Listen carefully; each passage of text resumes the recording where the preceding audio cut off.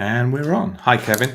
Hey, how are you, Jamie? Well, I'm good, thanks. Hi, everyone. Welcome to the first ever inaugural episode of WordPress Unplugged with me, Jamie Marsland, and Kevin Geary. rock and roll. Thanks, everyone. So this is going to be a 45-minute short and sharp episode.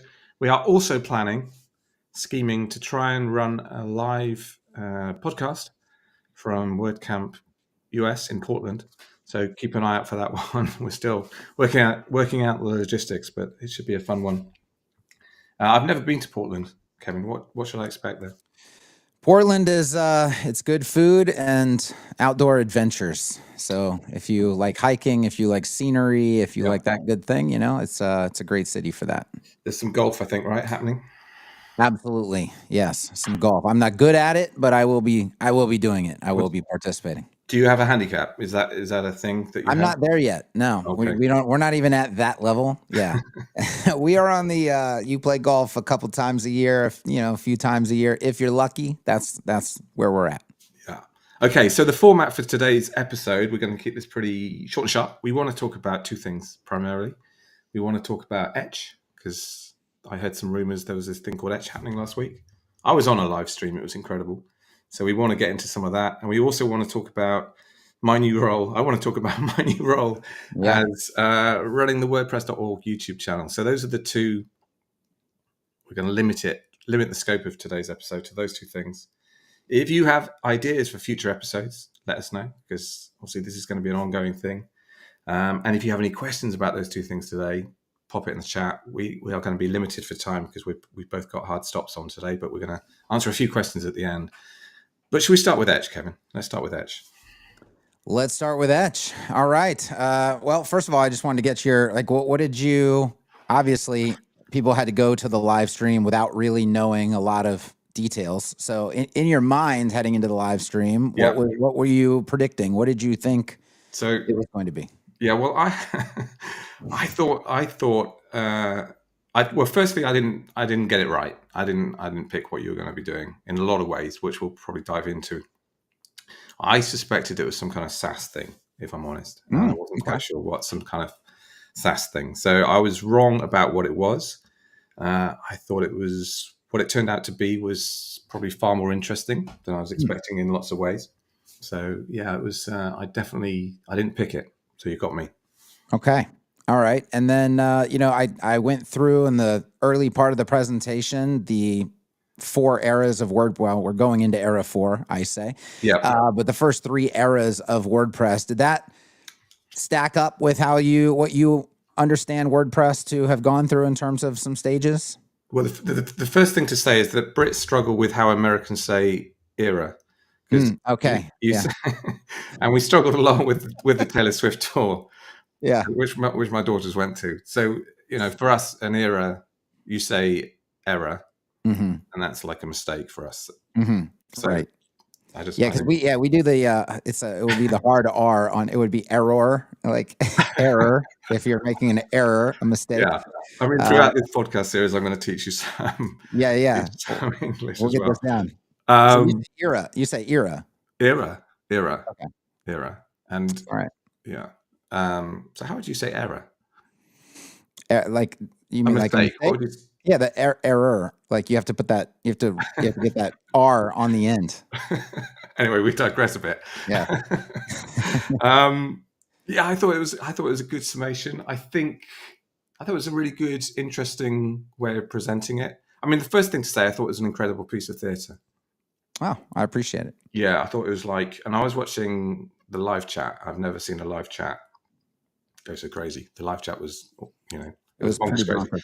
So as a piece of watching from afar, as a piece of product marketing in alignment with what you're selling, I thought it was a really interesting pitch, especially as you don't have you're not selling. There's no thing yet, right? You're selling an idea. Right. But yeah, I think broadly, I'm in agreement with the 4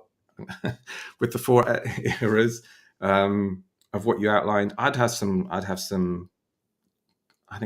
questions around what, the view on the beginner market and how that helped grow WordPress and that stuff.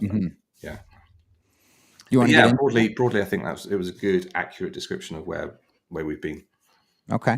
Do you want to get into the beginner market thing, or do you want to just stick with Etch? Yeah. Yeah, no, we'll get a bit. I mean, I think from my point of view, I think the beginner market was a huge driver and still is a huge driver for the growth of WordPress. And I think it's, in fact, I was only talking to my wife about this today. I think it's still a huge opportunity for WordPress in terms of, and we'll come on to this when we talk about the YouTube channel and some of the content I want to start creating for that channel. Yeah. I think that's a huge market, and I know you've got really strong views about who shouldn't build websites. So I think that was quite an interesting kind of departure from what I think WordPress is aimed at, or part of the market that WordPress is aimed at. Right. Sure. Yeah. I mean, I was going to ask you about that, like in terms of, so Etch is aimed at what I would call maybe a disaffected group of WordPress users, agency owners and freelancers who they feel the pure block editor is not really the greatest workflow for them. They're also not, super excited about the existing page builder tools. So in terms of Etch, obviously it's designed for them, but do you agree that they are perhaps a disaffected group? Do you have a lot of conversations with people in that group and hear from them? Yeah, I 100% agree with that comment. I see them and I hear them and I feel their pain. And then you've got people on all sides of the spectrum. So you've got Brian Cords, who's a Gutenberg fan, but he still sees some space where it needs to improve. And at the end of the scale, you got other folks. And I think WordPress is kind of like always, or I think what is really interesting about Etch, and what I really liked about Etch, is the fact that actually it's acknowledging that, but it's also acknowledging the need to build on top of core, which was like, WordPress has always encouraged people to build on top of core for specific audiences. I think that's one of the amazing things about it, that you can do that with it.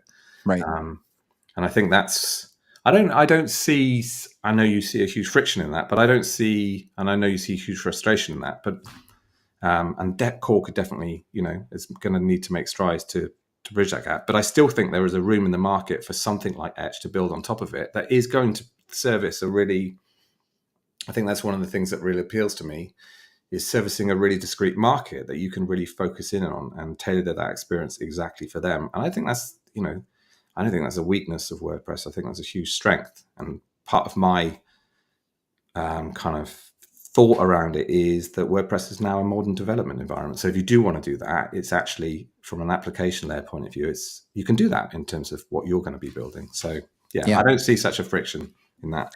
Yeah. So for those, who didn't go to the live streams, they may not know. So Etch, one of the key features of Etch is what we call automatic block authoring. And so everything that you're building in Etch is essentially being assembled as blocks using core blocks for you, so that all of your data is existing in the block editor. It's not locked inside of Etch like it would be in a normal page builder environment. So it bridges the gap. It allows your clients or any layperson coming in to edit the site to actually use the block editor for content editing and simple layout editing and things like that. And it completely liberates your data. So it checks a lot of boxes doing it that way. And I guess what I would say is, was that one of the more surprising features when you were learning about Etch? And would you consider that to be the most exciting feature of Etch, or did you like something else that you heard? Yeah, no, that was the most surprising thing, and it was definitely the most interesting thing for me, and it was actually something Matt Mullenweg mentioned. I think it was in Torino, about how he'd like to see page builders building on top of core, and actually it fits that. It was going to be, and the big question going around my head was kind of, I love the idea, but I was kind of like, I wonder who in your team, or whether it was you, that's such a crucial decision in terms of X. I was wondering why that happened and where that happened. Yeah. Yeah. So we've had tons and tons of discussions and debates leading up to what Etch ultimately would be. And, we're always looking for unique angles on things. We're always looking for how we can just reassess the problems that we're trying to solve, take a step back and like, okay, here's how other people have tried to solve the problem, but that might not be the best way. Are there other avenues we should explore? it was actually Matteo who came up with the idea of, we had talked about the block. Like, for people who don't know, Etch actually started as an idea for a pure FSE block theme. Like, that was the very, very original, because we wanted to get into that side of WordPress. Yeah. Then we ran into a bunch of limitations for what we wanted to do and what we wanted the workflow to look like, and on and on and on. And so we kind of slowly abandoned the pure FSE theme, but we still wanted to be somehow involved with the block side of WordPress. And it was Matteo who actually came in. He saw a comment that Matt had left on, I wish I had the screenshot of it, but in just a random kind of discussion board thing. And Matt made a little comment about this kind of thing. And then, it just triggered in Matteo's mind. And he was like, I mean, maybe we should look into this. It could be very easy to do, or possible at least, to write to blocks automatically. And at the time we were thinking maybe that would be proprietary blocks. And we, I came in, I was like, I really would love to avoid proprietary blocks at all costs. Yeah. And I actually don't think proprietary blocks would be needed at all. I think we could use completely core blocks to do this. We started doing proofs of concept and more testing, and then it kind of unlocked, like, yeah, we're pretty sure this can just be done with core blocks. There would not be a proprietary block needed, other than maybe a loop block. But Yeah. I'm not even convinced that a proprietary loop block is necessary. So we're going to keep going down that path. But Matteo is really the one who steered it, that automatic block authoring concept. And yeah. I mean, that was surprising to me in a good way. And what's the kind of real driver behind that, apart from it being a good thing to do in terms of users? Because no other page builders, hold on, I'm going to get this right. No other page builders have that approach yet. Correct. And it checks a lot of boxes. So we knew that client editing, safe, easy client editing, was a really, really important pain point for a lot of page builder users. They don't want, everybody describes maybe Bricks or Oxygen as kind of like a 747 cockpit kind of situation. And they're like, my clients can't come into this. They can't, they have no idea what's going on. And I've always said, as much as I dislike the block editor for page building, for website, like actual design and assembly, I think it's a really, really great and capable content editor. And so that automatic block authoring just unlocked the door to, like, hey, that's the client editing interface right there. Like, it's exactly what it was designed to be: nice and simple and clean and easy. And so that it checks that box. And the big box that it checks, the huge box that it checks, is the data liberation box. Because if I go build a page in Bricks, all that data is stuck in Bricks. If I go build it in Etch, that data is liberated out of Etch into the block editor. It's core WordPress. And then, of course, we're rendering the site with the block editor's rendering engine, not with a proprietary rendering engine like other page builders do. So there's a lot of advantages to that format. Yeah. Yeah, cool. So now, I guess the other thing would be, some controversies around Etch. How did you feel going through the entire presentation and kind of arriving at the end? We talked about getting in. There's a lot of pushback, and I've wanted to explain this a few different times now because I've seen it come up over and over and over again. But what was your general feeling and general takeaway of there not being any Figma files or demo or MVP or anything else available as part of the process? Yeah, I mean, I was kind of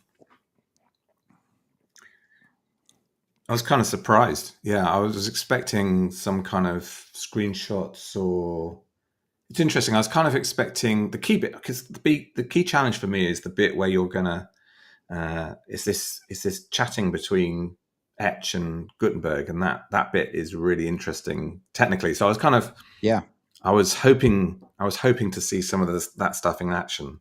And reading some of the comments on some of the feedback has been people would like to have seen that, but it doesn't seem to have hindered people buying into the vision, which is quite interesting in itself.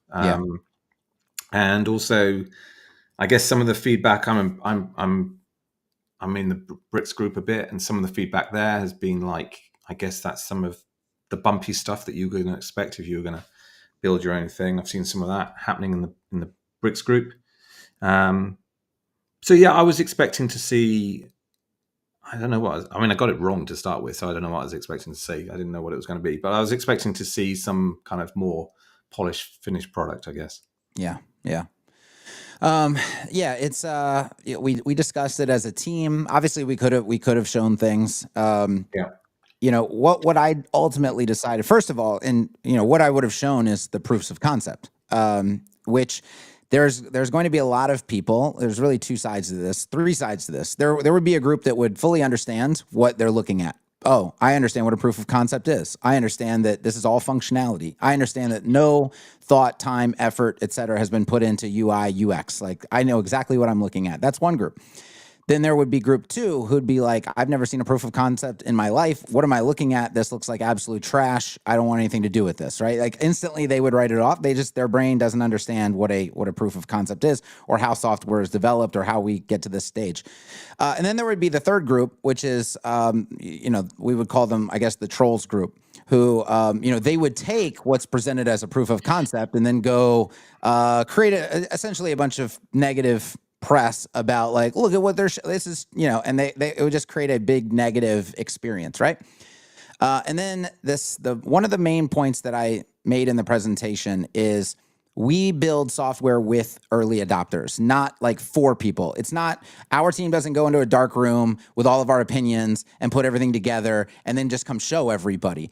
What we've done with every single product is we build it with the early adopters. And so with that being the principle can't be, we build software with early adopters but look at all these decisions that we made without you. And like, here's the demos of all the decisions that we made without any of your input, and all based on our, theories and assumptions and all of that.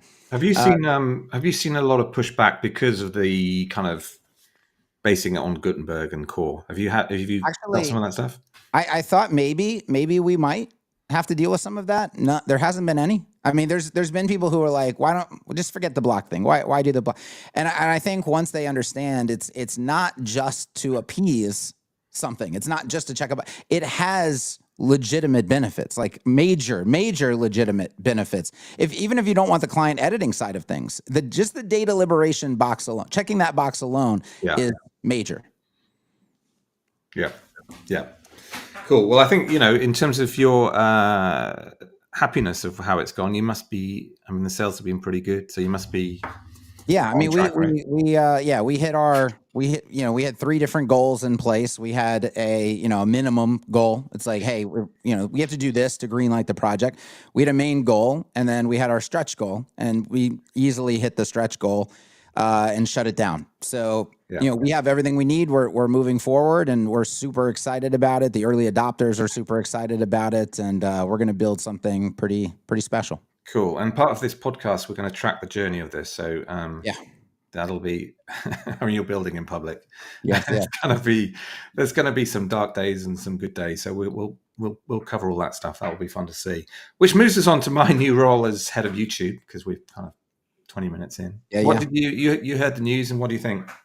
I think it's fantastic. I mean, I think WordPress, there needs to be more, and they're already doing it behind the scenes. Probably people don't know as much, but there needs to be, I think, more organization and camaraderie, and I guess just unity among the content creators that are part of WordPress. And I don't know what you would call us, influencer, whatever, but people that are dedicated to creating content and educating on WordPress. I think that, and I've proven this with Oxygen, I've proven it with Bricks, every platform that I've been a part of, at WS Forum, and education drives people to adopt. And if we want more people to adopt WordPress, we have to do more education around it. It's education that helps them use it, but it's also education that helps them just see potential before they even become a user. And if there's more great content, then everybody is going to benefit from that. Right. You ready for a quiz, Kev? I'm ready for a quiz. Well, here we go. So this is a new item on the podcast called Quiz Kevin. So I'm going to give you I want some stats for what you think YouTube viewership is for these different web builders. All right. Okay. Ready for this? So we'll start with WordPress.org. Number of subs at the moment. WordPress.org. Yeah, this is the channel I'm now taking over. Well, I haven't started yet, I should say. I'm as part of when you join Automatic, you do like a 2-week onboarding, and part of that is 2 weeks support. So I'm currently in the support forums helping out. So, but from October, yeah. How many subscribers? I like that format, by the way. WordPress.org YouTube subscribers. I couldn't even begin to guess. 20,000. 36,000. How many this could go on a while. How many I love stats. How many subscribers a month are they putting on? Okay. So they've got 36,000 subscribers. I'm going to go with 1,400. That's pretty close. 1,100. Feel free to play along in the chat, by the way. And how many views a month are they getting, Kevin? I don't even look at my own stats. Really? 60,000. What was I saying? No, 91,000, which is pretty good. And they've grown a lot actually over the past. It's had a real focus, and the team that's running it. But that's where they're at. Right. Should we do Webflow, and we'll do a few others quickly. Oh, sure. Yeah, Webflow. How many subscribers? Man, don't even know. 60,000. No, 200,000. Let's take out the most interesting ones here. Yeah. How many views per month? This is quite interesting. Views per month. They're over 1 million. Yeah. Yeah. No, 365,000. Right. Let's do Wix. Wix. How many subscribers? Wix. I would say Wix is bigger than Webflow. Well, I don't know about the creator side of Wix though. What was Webflow again? You said 200,000. Yeah. Let's go 350 for Wix. Wix is 197,000. But this stat this stat will blow your mind. And I think, how many views are they getting a month? Big, Kevin. More. 600. 33 million. Okay, a month. A month. Yeah, that's the ads. That's the ad money, Jamie. That's the ad money. That's the ad money. That number's big, right? Yeah. That's the build a website in 5 minutes with AI ad money right there. Yeah. Well, we'll talk about Wix in a future episode, probably. I was talking to my wife about Wix today. Right. We'll just do a couple more. Shopify. How many subs? 500,000. Yeah, pretty good. 440,000. Let's finish off with Canva. How many subs have Canva got? I've paid very little attention to Canva. I would imagine a lot more though. I don't know. 750. 7 million. Whew, okay. Doing well. They're doing well on the YouTubes. Yeah, I looked up I looked on Ahrefs the other day. I think they're getting 225 million unique subscribers a day or something like that at the moment. It's absolutely mind blowing. So I just want to, go on. What were you going to say? I was just going to say, I don't know that I even know any Canva creators, but I imagine that there would be a ton of them, right? Yeah, I just haven't paid attention to them, I guess. Yeah. Well, Canva would be right in your wheelhouse of Canva's it's aimed at lots of people now, but it's aimed at, I saw this great thing with Melanie Perkins, I think her name is, who's the CEO, talking about when she's trying to raise funding for it, and everyone was saying, why would beginners ever want to be designers? I thought of you when I saw that. but that's really that's Canva's target market, right? Yeah. It's just like make it as easy as possible, drag stuff around, drop it around, and it's kind of proof that there's a market, right? I mean, there's a legitimate use for if you're, let's say I want to create social media graphics or something, just quick and easy social media. I don't have to be a top designer with a top design. So I'm just trying to create a social media graphic, put it on that. Canva's kind of a good use for that, right? Yeah. It depends on really what you're trying to do and what the consequences are of doing it. Well, my wife's runs a yoga studio, and she's right in that sort of, she uses Canva for a lot of her social media stuff because it's so easy. Yeah. Anyway, I think there's a real market for an Etch type technical solution purely aimed at beginners in the WordPress space. But anyway, that's for a different day. Can I just talk to you? I've got some questions around my strategy for YouTube, and if anyone wants to chime in the chat as well, that'd be great. So I've broken kind of the content plan down into aiming at certain people. Yep. So I just want to run you through these, get your feedback. Sure. So beginners. What do you want me to? What's the feedback you're wanting? A yes or no? A I yes. want no feedback. I'm just looking at your face. Okay. Yeah. Well, I already knew that. Just wanted to You didn't say have that. to list that one. That one was the obvious one. Yeah. So beginners, DIYers. Mm-hmm. So I saw this tweet from Katie from Barn 2 today, actually, and she was saying how anecdotally she thinks that probably 50% of their customers are store owners and 50% are Right. agencies and freelancers. So, And just to classify, you're saying a beginner is somebody who wants to get into web design, but it's at the beginning stages? well, How are you maybe, but they How are might you be defining it? looking, they might be they need a website. So Okay. I'm not talking no, I'm not talking about somebody that wants to get into web design at this point. I'm going to come on to them. So what's the difference then between a beginner and a DIY? A DIY is kind of further along. They Okay, might be okay. that they might be that person that's already up and running and they've got a website and they just want to know how to. They're kind Got of it. the next Okay. stage. Okay. Okay. But let me know if you don't think this makes sense. Designers. Okay. What do you think? Pure graphic designers trying to come over to web. Yeah. I think there's a huge, and I put this tweet out about this. There's loads of communities for page building and dev and all the kind of tool stuff around WordPress, but there doesn't seem to be any real content around, the real art of design and content creators aren't really producing that kind of content, talking about the rule of thirds or all that kind of stuff. It feels like a gap to me. What do you think? That is the group that fueled Webflow. That's the group that fuels Figma and all of these tools for sure. Like Webflow went hard in the paint on Go Attract because they were like, hey, if people have solid design talent, which isn't easy to come by, we want to teach them how to build websites with Webflow. And if we bring these people with really good design talent over and teach them how to build websites with Webflow, we're going to go, that goes gangbusters. And that's exactly what happened. Yeah, that's interesting. Where do those people hang out online? I mean, in design communities, right? For sure. There's a gazillion Figma design groups. Yeah, I mean, all over the place, but they do tend to hang out together. Yeah. Well, I think there's clearly a big gap in the WordPress content, especially on the .org channel. Right. Agencies and freelancers.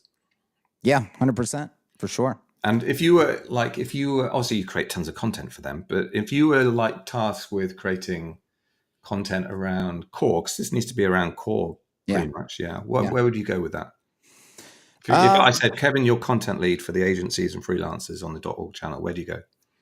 Yeah, I mean, I would have to create content around Etch because no, you can't do that. That's what I've said is like that's the tough part is for agencies and freelancers. They can use core blocks. But if they're going to use core blocks, they're going to get stuck with limitations, which then is going to lead them into custom blocks, block extensions, all of that stuff. Or maybe they're using, maybe something could be considered a pro block theme or something. Or maybe you would have to bring a third party tool in unless you're going to teach them how to do the custom blocks and the block extensions and all of that. Yeah. You're going to have to bring them into a third party tool, either a block theme or a block system. Okay. You've circumvented my question. You can't do that because I'm running the thing and I'd sack you if you did that. So I'm going to ask you again, what do you do?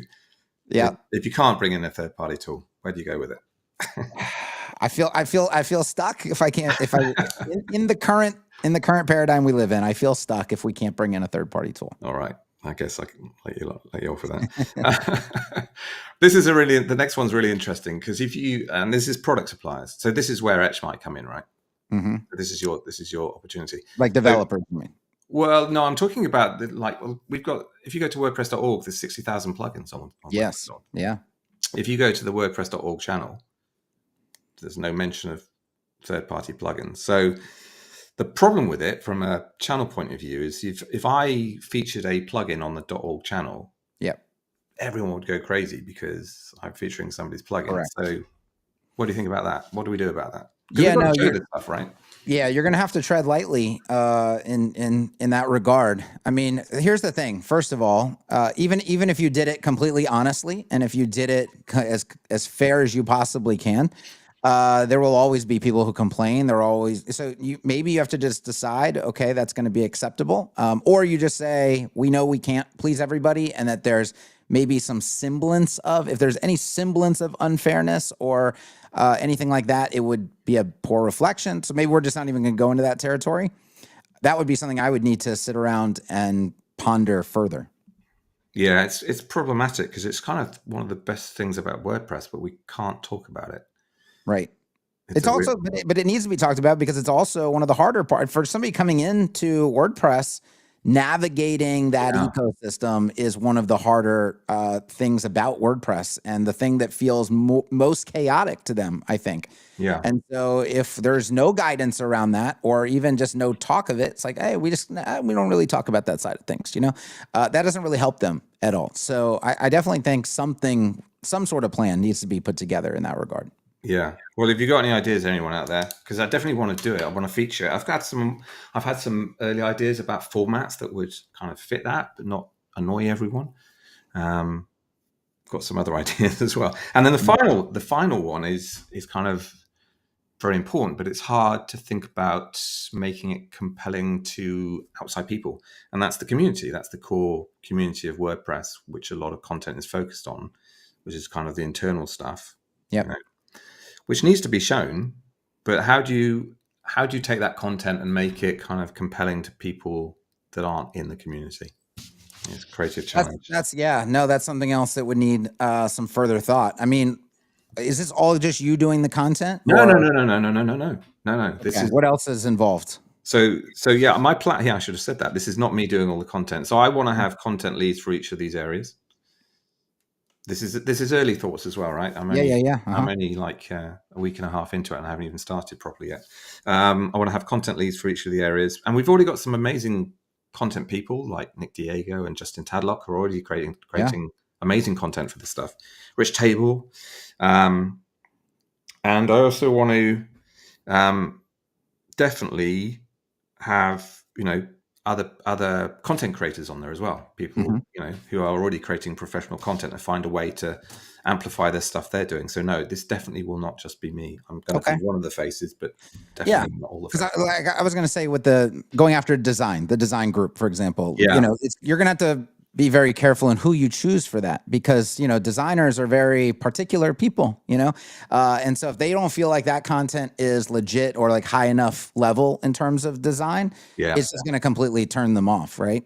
And now that you say you're bringing other creators, I think Brian Cord's, like, for example, would be, if you're going to go after the pro freelance side of core blocks, I mean, that's an obvious pick, So yeah, I'm excited to hear about that. The one idea that I had that I do think that you should probably consider is some sort of storytelling component to content, where you're bring in DIYers, bring in people who are success stories in WordPress, who they DIY'd their own WooCommerce website, and now they're doing 7 figures in sales with this product that they any story that is a success story that can be told and you can bring that person on. I think that would be a fantastic series also.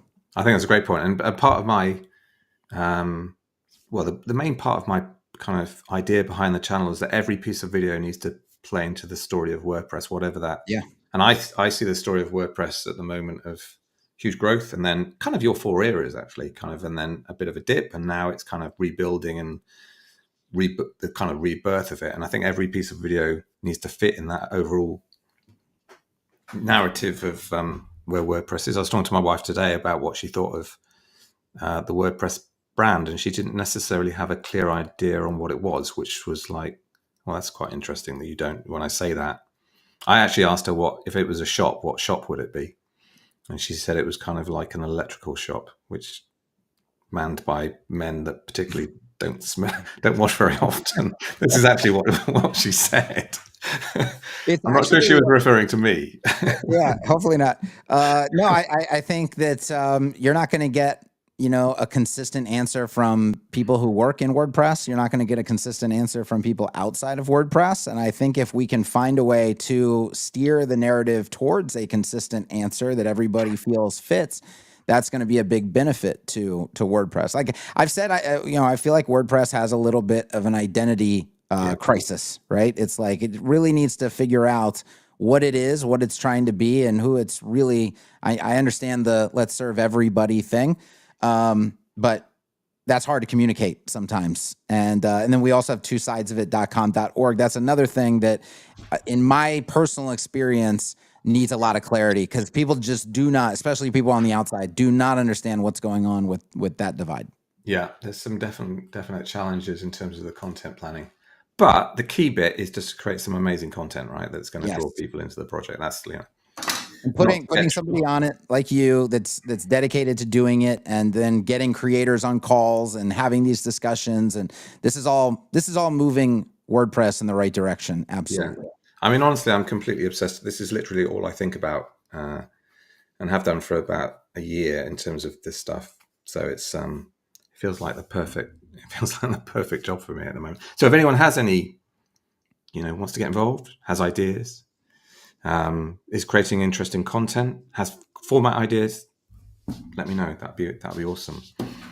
Absolutely. And we're going to track the progress of this one as well. I'll report back and give you updates of how we're going, and we'll highlight some of the cool stuff going on and amplify people that are creating cool content as well. That's part of the plan. Fantastic. All right. I think that's covered YouTube for now. But anything else to add? Should we take some questions? Has anyone got any questions? Yeah, let's get 10 minutes of questions in. Guys, if you've got questions, if you could put #Q, I think that's the convention, right, Kevin? Mm-hmm. I think we can search on here. And by the way, once we've sorted out the technology, which is on you, Kevin, right? This is going to be published to all the normal podcast channels. Yeah, you'll be able to subscribe in any favorite podcast app that you use, and fully distributed. Yeah. You want to pick them, or you want me to pick them? We've got a few in the queue. I can't see any, so yeah, you pick. Oh, okay. All right. Let's see. I'll try to avoid the ones that are just like on Etch. Yeah. Okay. Let's see. Why not release them inside it? Okay. If a designer, for example, needs design tools. Okay. Maybe we'll elevate this one from Toby. If a designer, for example, who needs just design tools sees things meant for developers, won't that make the interface exceptionally overwhelming? If a designer, for example, who needs just design tools sees things meant for developers, won't that make the interface exceptionally overwhelming? Can you clarify that one for me, Kevin? I think that, I think Webflow has kind of proven that this is not the case. In my personal experience, bringing designers into WordPress, it's not the case. But Webflow said, hey, we're going to go out and get a bunch of talented designers, and we're going to bring them into Webflow. And Webflow is not a streamlined interface. Webflow is not a simple interface. Webflow is much like the 747 cockpit interface. And yes, people will absolutely be scared of that kind of interface if they don't have any education. But that's why we're talking about this. That's why we're talking about education. And so when you give them the education, and Webflow invested millions of dollars in top quality education, and now designers absolutely love Webflow. So we can do the exact same thing. Yeah, and I think there's room in this for it not to be tied to WordPress, frankly, just in terms of great design. There's all sorts of design principles you can cover without having to get into the tooling of it, which I'd love to do some stuff around that. That's actually probably a better way to do it, because you're going to get a lot of designers' attentions just coming to hear this great design content. And then, of course, they're going to learn by proxy that, this is a WordPress thing, and then you can do these things on WordPress, and it's going to help them be introduced to the idea of using WordPress. Yeah. Speaking of exciting formats, Kevin, when are you going to come on a speed build? We can get it done. I have objected to. I can make some concessions. I can put some things aside. I've said that I'm not we'll probably talk about this on a future episode. I'm not a huge fan of the speed build format. Come on. Let's caveat is, unless it's just like has that badge that's like, this is for entertainment value only, because we're going to skip the way we would normally do things in order for the entertainment of the speed build, right? Yeah. So if we're going to put that badge on it, then I think that's fine. I mean, when you say a badge, you want a big sign on the thing as you're doing it? Like it says now, Kevin Geary. So instead of just replace Geary.co with for entertainment purposes only. I think we're pretty clear on that. I think we're pretty clear on that when we do the speed builds, right? People are always saying, Brian Cords came on it. He was very, very clear that this is not the way he would build a site, right? Yes. And so if people are watching, I just didn't want beginners, for example, to get the wrong impression of like, oh, that's how I should do it. Like I should do things this way. Yeah. If they understand that this is just like these people are professionals. They do things a different way, but we have this entertaining format where, we're just here to see what they can slap together. That's fine. Yeah, cool. Well, I'll have to take that as a yes, I think. Great. Yeah, we can get it done. Cool. Who do you want to compete against? You pick. I don't anybody. What the downside of the existing speed builds, I think, is it's been very, very heavy block editor, right? Yeah. We do need to now. Here's the only thing, I could do it in bricks. It would be a little bit before I'm able to do it in Etch, but like ideally, maybe it would be done in Etch. Or of course, I could probably always come back. You've had Brian more than once, I think, right? Yeah. So yeah, we do more than one speed build. Yeah, it'd be quite fun to see you do it in Gutenberg, actually. I mean, if you're up for that. That will not be a speed build, though, Jamie. That will be me hunting and pecking for what's going on in Gutenberg. Well, maybe we spin the wheel and like what is it? Is it Wix or is it bricks? Yeah, you haven't had any non-WordPress, right? Well, I've been trying to line up some non-WordPress, but we're struggling a bit at the moment. I've Webflow, almost got a Webflow going. So if anyone out there uses Webflow or Wix, please contact me. Come on the speed build. We really want to see that. Right. How are we doing for questions? SK says, it makes more sense to create videos to show WordPress people how to have good design sense while coding.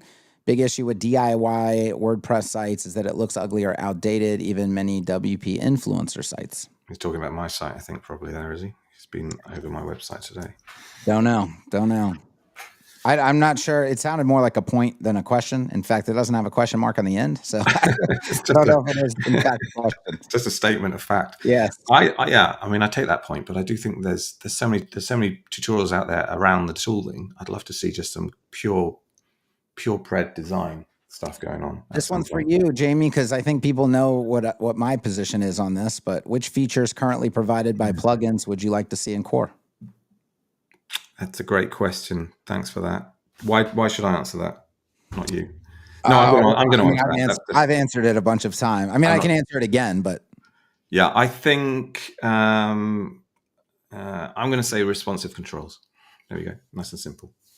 100%. I would 100% agree with that. There's movement. There's movement on that from what I'm reading the runes. Is there? Well, is there a working? Is there like we're talking? There's definitely submitted something. There's definitely conversations. So, that for me would satisfy a lot of people. So yeah, that's the one thing I'd like to see. Daniel says a lot of necessary WP features are in plugins, not Core. I get that you can't promote just gravity forms, but why couldn't you do a video for newbies explaining the strengths of the top 5? Yeah, I think that's exactly what I want to find, Daniel. So thank you. I want to find formats that do exactly that kind of thing, that don't annoy everyone, but also highlight the coolness around plugins. So thank you. I think that's one of the areas where you're probably going to just have to chalk it up to, like, I'm going to get criticism, no matter, because now it's going to be a question of, well, how did you decide the top 5? And then I'm number 6. Why did you do 5 instead of 10? Like, you know, that kind of thing. Yeah, but we've got to do it. I don't think we can not do it. It's double negative, but we've got to do it because it's like 60,000 plugins. We've got to. Yeah, we've got to help amplify people, help the ecosystem, right? Yes. I know that it's how you choose the top 5, I think, is going to be, and maybe I don't know. I don't even know how to do it. We have to think of different formats, but you can't just go by install numbers. You can't just go there's other factors that have to absolutely come into play there. How many beers people buy me, I guess, would be one. Well, that's you're going to have a tough time saying that's, impartial. So that's English humor for anyone. Don't take that the wrong way. That's clearly not what's going to happen. Okay, Eric. Gutenberg has changed so rapidly. I'd love to see either both of you do a full step-by-step listing site with Gutenberg, tutorial with dynamic data, and if possible, faceted search. Well, that's not going to be a speed build, but I like the idea. It's going to be a while. Yeah. I've done these. I've done full builds many times, full builds. And what I've found is that, most of the work that we do is front loaded. You do a lot of work on the front end of building a website, and then a lot of that work is reused throughout the website. So people always request full builds, but really what you need is to see most of the front loaded work. You don't actually need to see how that's then applied over and over and over and over again on every other page. So yeah, it's tough to do that. I used to run a publishing business in a previous life, so it's an area I love, and we sold classified listings. So and we had a team of salespeople selling listings. So it's an area, an application I know with deeply. And it's a bit, I'm not sure there's definitely plugins that do this, but there's no it's a bit surprising there's no sort of SaaS turnkey solution for something like that. It's a big old market. But anyway, there we go. This will be for you, Jamie. Are you going to get a accessibility expert to do kind of a series on accessibility stuff? Yes. In fact, I've got one at the Amber Hines is on stage in Portland next Thursday. Are you coming to that, Kevin? Yes, I will be at that. That's cool. She's going to be doing the speed build. So as part of that, and Brian's been practicing. Brian Cords is up against her on stage. I've been watching him. He's studying. He's practicing. He's looking good. So seriously, he's looking good. But I think one of the criteria afterwards, how we judge that, should be accessibility. So yeah, absolutely, we're going to do some accessibility for sure. Cool. Let's do one more, maybe. Let's take one more, see. And then we'll wrap This it is up. really just another request, I guess. But speaking more about responsiveness, and that's you're making Gutenberg videos. That is one of the tough. How are you handling that right now, by the way? Do you go in that direction at all? I generally create designs that kind of, I'm going to say, intrinsically work. Yeah, they're intrinsically responsive, right? Yeah, but it is one of the comments people make on my videos that I don't often show the responsive layouts. In fact, I've done one today where I didn't do it, even though it was responsive. I just didn't do it. So yeah, it's a great question. So yeah, noted. Thank you. Cool. Okay, well, I think that's probably 45 minutes. Thanks everyone for watching. Next episode coming at you, hopefully from Portland, if we can find a great location with the backdrops of mountains. I think, Kevin, that's the plan, right? That's the plan. And safe flight. You as well. How long's your flight? 4.5 hours, I think. Okay, yeah. Mine's only 10 hours, so you'll love it coming in, though. I mean, I've flown out there once, at least from my direction. You fly literally right past Mount Hood. You look out. Yeah, you look out it's like right there. I don't know Mount Hood. That's a tall mountain, though. It's a giant mountain. Yeah, it's a very big mountain, and it's right out the window, and it's gorgeous. Yeah, cool. All right. Well, I'll see you in the States. Absolutely. Look forward to connecting. Yeah, it'll be great. And thanks everyone for listening and watching, and we'll see you soon. Good night. See you guys.